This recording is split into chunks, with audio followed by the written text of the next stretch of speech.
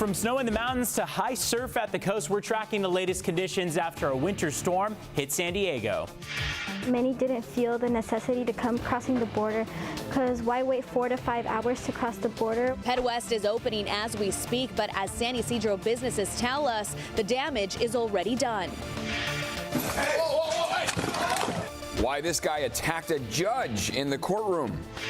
I can't be juggling all these plates. What's the mommy tax? We'll explain and share some help for working mothers. It's 6 a.m. on Thursday, January 4th, and you're up with CBS 8.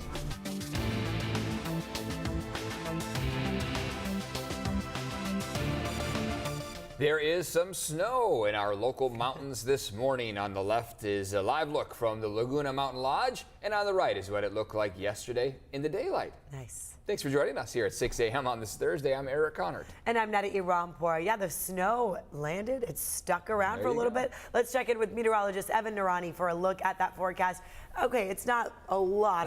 No, an inch. Like this much. But we'll take it, right? First snowfall of the winter season for us. Nice. I know I use winter in air quotes because for most of us, we don't see that snow. But for our highest elevations, right now it looks like above about 5,500 feet or so, we did see a bit of snow yesterday. The rain that the majority of us saw yesterday has now cleared out to the south of us. We are off to a dry start to our Thursday, expecting partly cloudy to mostly sunny skies. Temperatures in the low to mid 60s. I hesitate to say mid 60s because today is mainly going to stay in the low 60s, but we're going to move toward average, which would be that mid to upper 60 range going into our Friday and our Saturday before we see another opportunity for some cooler temperatures and maybe even some wind and rain on Sunday. We'll detail what that's going to look like coming up in just a few minutes.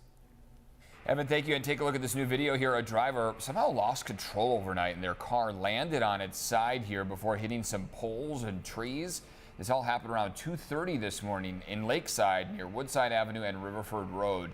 Not clear what led up to this accident or if the driver was seriously hurt. You can see that pole on the ground there. According to the CHP, SDG&E crews are on the scene right now. They're assessing the damage to those poles, so you're being asked to avoid this area if you can. Right now, U.S. Customs and Border Protection reopening the northbound side of the PedWest crossing in San Ysidro.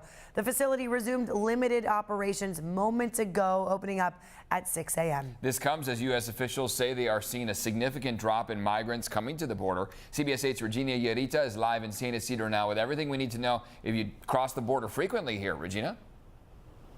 Yeah, that's correct. Good morning, Eric and Netta. And as of right now, the northbound section of the PedWest is back open to the public. We're starting to hear some movement right now. We're actually seeing people coming out of that facility into San Diego after being closed for almost a month during the holiday season. And it's certainly a relief for businesses as well as those who cross the border every day. So I want to show you some information here, especially if you take the PedWest facility or prefer to take the PedWest facility. So Customs and Border Protection will resume northbound and southbound operations at the PedWest border crossing starting today.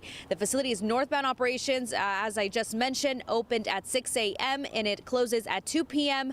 The southbound facility will also open 7 days a week from 3 p.m. to 11 p.m. Now, Customs and Border Protection closed PedWest in September to pool resources to help during a surge of migrants crossing at different parts of the border. Officials opened the crossing in November and then closed it again on December 7th for the same reason. The closure had a major impact on wait times and businesses during the holiday season. Shops along San Ysidro Boulevard are struggling to catch up after dealing with a slow month. We talked to them this week. Here's what they told us. To be honest, yes, it was really slow for us, especially since PedWest was closed. And that is Carolina Lynn. She actually owns a shoe store on San Ysidro Boulevard. She says that almost 30% of her customers were lost during this closure. She had to actually discount most of her inventory, and she's hoping to catch up now that PedWest is back open. So as I just mentioned, we are starting to see people come into San Diego from that facility. We'll try to talk to more people who say, you know, they prefer PedWest, especially because it's closer to Las Americas outlets. There's also a bus station right outside of that facility, so most workers like to take PedWest. We'll start to give you the latest now that more people are coming out of that facility. For now, I'm reporting near the border. Regina Yarita, CBS 8. Hopefully it eases the long lines in other areas where people enter. Thank you very much, Regina. 3 other border crossings will reopen in Arizona and in Texas today. This comes as new Border Patrol numbers show a dramatic drop from last month's highs of 10,000 migrant apprehensions per day, 10,000 a day, to about 4,000 on Tuesday. U.S. officials attributed the drop to both the holidays and increased enforcement by Mexico. Yesterday, Republican House Speaker Mike Johnson led this group of 60 GOP lawmakers to Texas to get a look at the situation. Under President Biden, America has laid out a welcome mat to illegal immigrants, smugglers, and cartels. It's very nice that they have a trip to the border, but the only way to solve this is here, working in a bipartisan way. Meantime, the Biden administration is now suing to block a Texas law that allows state and local law enforcement to arrest and deport people suspected of crossing the border illegally. In about 4 hours, the former military contractor Leonard Francis, also known as Fat Leonard, is expected to appear in a San Diego courtroom. He pleaded guilty in 2015 to bribing San Diego Navy officers with cash and sex workers in exchange for classified information. He escaped house arrest in Torrey Highlands in September of last year. He was later arrested in Venezuela, and about a month ago, he was extradited back to the U.S. in a prisoner swap. Right now, a high surf advisory is in effect, and this comes as San Diegans are cleaning up the mess left behind from those massive waves we had last week or through the weekend. CBS 8's Chris Grow live in Ocean Beach. It was an incredible sight to see how big those waves got, but of course the pier there getting damaged, Chris. Yeah, I mean, it's one of those things where you're sitting here, you're watching the waves reach up and over the pier, but then you're like, wait a second, that's not great. Again, watching the splashes hit there on the top where normally you're walking. Now, we know that obviously the pier has been damaged. As for what we're seeing today, though, this is not comparing to what we just saw over that holiday weekend. In fact, today we're looking at somewhere around 7 to 10 feet.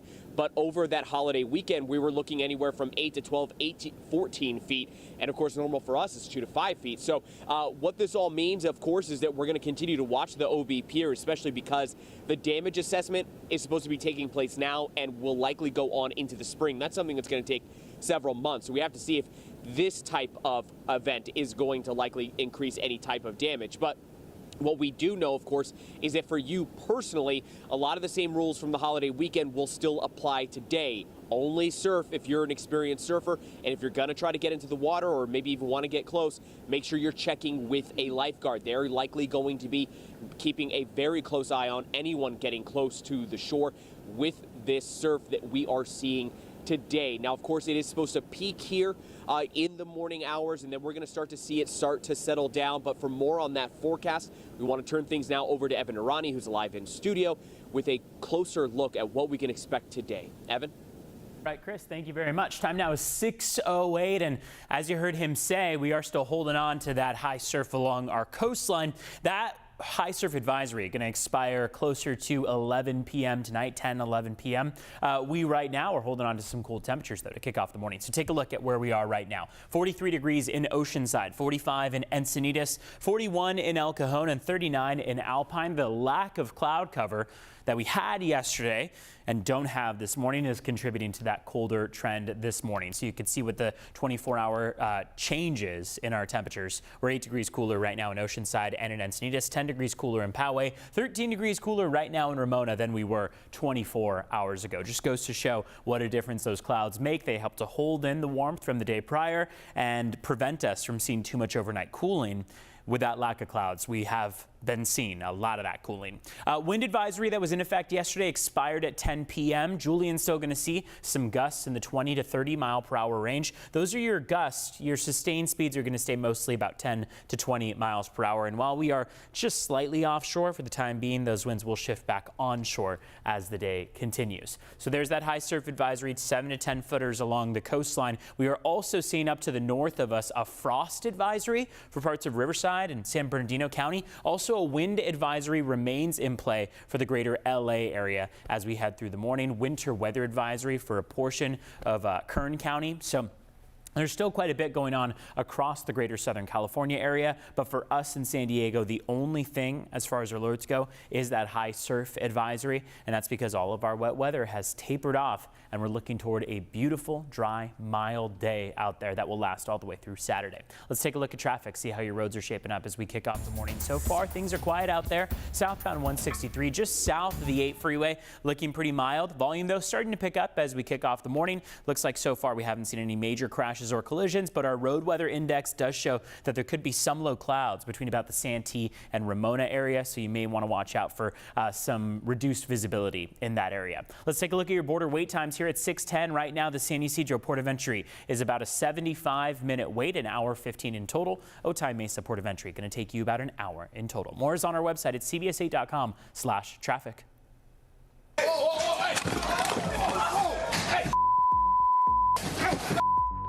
Still ahead here, unbelievable video of an attack in a courtroom. Plus, who is named in the unsealed Epstein documents and what that means. And the dangerous side effects that could be linked to medications like Ozempic.